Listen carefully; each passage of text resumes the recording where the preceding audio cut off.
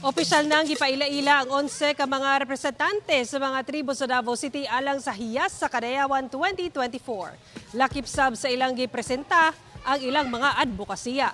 Ari ang report ni Argil Relator. Melody Omo sa Ata, Jane Rose Miones sa Bagobo Klata, Shane Marie Awe sa Bagobo Tagabawa, Rosabel Bayugan sa Matigsalog, Nobe Mandahay sa Obo Manuvo, City Sara Liman sa Iranon, Shara Nicole Galos sa Kagan, Rania Giaman sa Maguindanaon, Muslima Lipaw sa Maranao, Rufaida Paway sa Sama, ug Erica May Alpad sa Tausug. Usa kanila ang nakatakdang koronahan nga Hiyas sa Kadayawan 2024. Bit-bit nila ang ngalan sa ilang tribo ug ang ilang advokasya kalabot sa pagpalambo sa kaalam sa tribo, pagpreserba sa indigenous identity, pag-edukar labot sa kultura, pagpanalipod sa yutang kabilin, ingon man youth and women empowerment.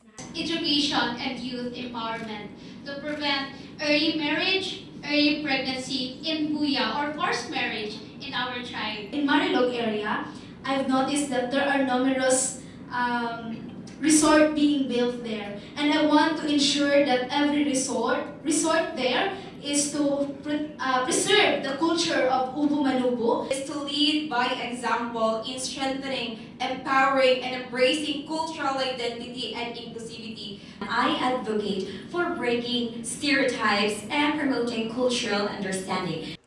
Ipahigayon ang cultural presentation o talent competition karong August 10 Sabado alas 4 sa hapon. Samtang dunga natong atangan kung kinsa ang Hiyas sa Kadayawan 2024 sa The Coronation sa RMC Petrogaz Arena karong August 16 Biyernes alas 5:30 sa hapon. Kauban si Metro Awing sa kamera. Ako si Argil Relator para sa One Mindanao.